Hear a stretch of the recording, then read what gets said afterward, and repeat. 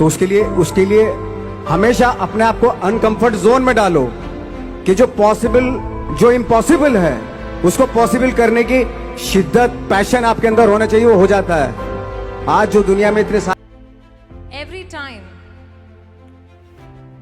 when the magic happens, we also believe as a team to show or to bring someone who's also a dreamer. We believe that we need to show you some people who also believed in dreams and lived through the challenges and challenges like no one can think about and achieved what no one can think about also. And today we have someone like that in the Impact Arena, in the Magics. कि लोग तो कहते हैं जिनको करना होता है वो करके दिखाते हैं. Who is a real example of warrior, believer, dreamer, and somebody who believes कि magic happens in everybody's life.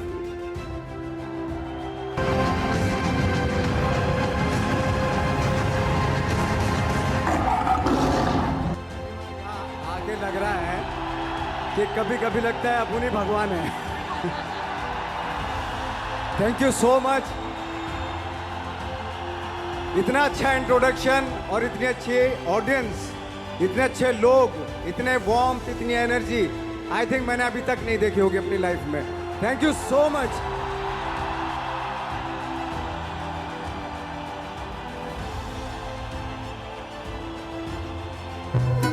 36 के हैं, कब तक बेरोजगारी बन के बैठे? नाटी काली पतली टकली किसी से वो हम कर लेंगे, हमको मोड़ी चाहिए बस। पहले आप। नहीं, पहले आप लेडीज हैं तो पहले आप। ऐसे जब 20 साल पहले मैं खड़ा हुआ था ऐसे किसी ऑफिस में जाके, तो मुझसे पूछा गया था कि क्या है, किसी डायरेक्टर के असिस्टेंट ने पूछा था क्या है, मैंने कहा एक्टर हैं। बोले दिखने से तो लगते नहीं हो एक्टर हो। तो क्या होता था कि इंडस्ट्री में हमेशा ये चलन था कि एक्टर हीरो जो होता है वो 6 फुट का होता है और गोरा होता है और लंबा चौड़ा बल्ले छल्ले होते हैं। मतलब हम तो बस ऐसे ही चले गए थे, ऐसा समझता था वो। और शिप्रा, मैं आपको यकीन दिलाना चाहता हूँ इस चीज़ का कि मेरे खुद के रिश्तेदारों ने भी, जब मैंने उनसे इच्छा जाहिर की कि मैं एक्टर बनना चाहता हूँ, तो उन्होंने भी मुझे डीमोरलाइज किया कि पहले शक्ल तो देख ले अपनी, क्योंकि 5 फुट का छोटा पतला दुबला सा आदमी, काला कलूटा। मुझे खुद को पता नहीं था कि इंडस्ट्री में मेरा क्या हाल होगा, बट एक जिद थी और हजारों लाखों, मतलब सालों साल से इंडस्ट्री में सिर्फ यही चलन था कि एक्टर तो, हीरो तो जो है ऐसा होता है। लेकिन इन सब ऑड सिचुएशंस के बावजूद भी गए। लेकिन एक चीज़ मेरे दिमाग में थी कि जो सब कर रहे हैं वो नहीं करना है, तो अलग क्या करूं, अलग क्या होना चाहिए। उसके लिए ट्रेनिंग की ज़रूरत थी, जो मैंने नेशनल स्कूल ऑफ ड्रामा में आके ट्रेनिंग ली। 3 साल मैंने एक्टिंग की पढ़ाई की वहाँ पे, और अपनी एक क्राफ्ट के बारे में समझा कि एक्चुअली इस पर्सनैलिटी में अगर मैं लोगों को इम्प्रेस करना चाहता हूँ, उसके लिए एजुकेशन की बहुत ज़रूरत है। या जो भी आप काम कर रहे हो उसमें क्राफ्ट, उसका एक्सपर्ट होना बहुत ज़रूरी होता है। ऐसे ही हवा में नहीं कि जैसे पहले होता था, अरे यार तो बहुत खूबसूरत दिखता है, फिल्मों में जाके काम करना शुरू कर दे, ऐसा नहीं। किसी चीज़ को बारीकी से जानना, उसके लिए ट्रेनिंग की, एक्सपर्ट्स की, एक्सपीरियंस की ज़रूरत होती है। तो मैंने ट्रेनिंग ली नेशनल स्कूल ऑफ ड्रामा से, और 2000 में मैं पहुंच गया मुंबई। मुंबई पहुंचने के बाद जब हम किसी ऑफिस में जाते थे, आई थिंक उससे पहले चलन नहीं था बिल्कुल भी। हम लोग गए, जैसे मैंने बताया कि ऑफिस में खड़े हो के, भाई हम एक्टर हैं, काम दोगे क्या? तो बोले पहले हुलिया तो देख अपना तू। तो ये हर बार सुनने के लिए मिलता था, और वो बात भी सही थी, क्योंकि उससे पहले कभी कोई आपने देखा नहीं होगा कोई इतना बड़ा कोई इतनी सी पर्सनैलिटी का 5 फुट 6 इंच का आदमी, पतला दुबला सा मरियल सा, कि कभी ये इस तरह के लोग एक्टर भी बन सकते हैं, हीरो भी बन सकते हैं, स्टार भी बन सकते हैं, ऐसा चलन था ही नहीं। मैं कॉन्फिडेंट था बिकॉज ऑफ माई ट्रेनिंग। मैंने ट्रेनिंग ली थी और अपनी क्राफ्ट के बारे में बहुत अच्छे से जानता था मैं, और उस चीज़ का सिर्फ कॉन्फिडेंस था मुझे कि आज नहीं तो कल, कल नहीं तो परसों, या 10 साल या 20 साल या 30 साल के बाद नंबर ज़रूर आएगा मेरा।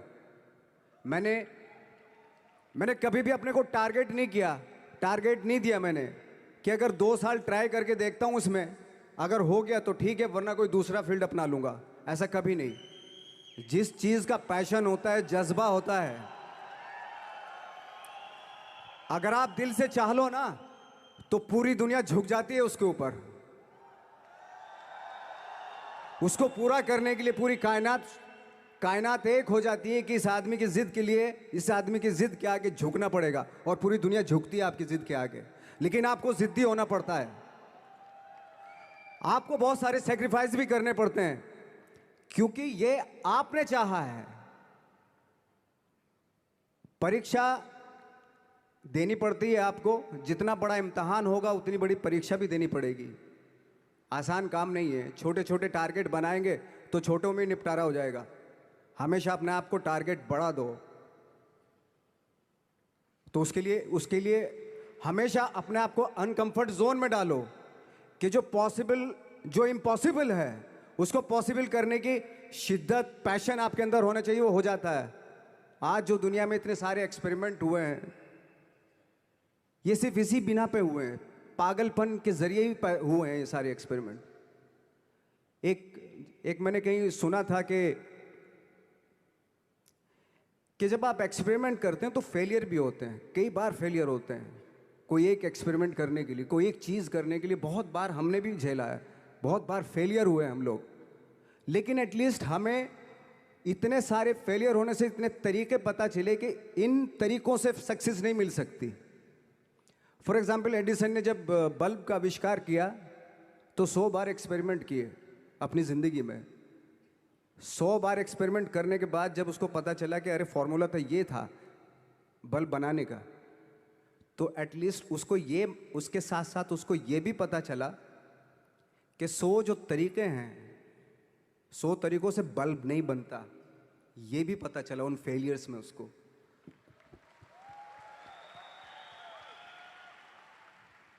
जब हम लोग मुंबई आए तो हमें मालूम था हमारे पास पर्सनैलिटी नहीं है, हमारे पास बैक नहीं है, या हमारे फादर, दादा, परदादा तो फिल्म इंडस्ट्री में है नहीं, हम ही हैं। तो हमें क्या करना चाहिए? इसलिए लोगों के बीच में घुसे रहते थे, आम लोगों के बीच में घुसे रहते थे, उनका एक्सपीरियंस सुनते थे, उनको ऑब्जर्व करते थे। तो आई थिंक मेरे पास 15 साल तक, 10-12 साल तक कोई काम नहीं था। जैसे आपने बताया कि बहुत ही 10-10 सेकंड के रोल करके घर में आके बैठ जाता, पूरे साल खाली बैठे रहते थे हम लोग। लेकिन एक चीज़ थी कि लोगों के बीच में रहते थे। लोगों के बीच में रहने से ये एहसास हुआ हमें कि तरह तरह के लोग हैं, लेकिन हमारी इंडस्ट्री में सिर्फ एक ही तरह की एक्टिंग होती है। हजारों करोड़ों लोग हैं इस दुनिया में, लेकिन एक्टिंग सिर्फ एक ही तरीके से होती है हमारे यहाँ। तो मुझे लगा यार, ये मैं तो ट्रेन भी हूँ, मुझसे अपनी आर्ट भी आती है, और हजारों लोगों को मैं ऑब्जर्व भी कर रहा हूँ। तो ये तो सबसे अच्छा सूत्र है, इससे तो मैं बहुत कुछ कर जाऊँगा। तो जब ये सूत्र पता चला मुझे कि अब मैं ये जो हजारों लोगों को मैंने ऑब्जर्व किया है, अब जब भी मुझे कोई रोल मिलेगा उन्हीं में से वो एक इंसान होगा।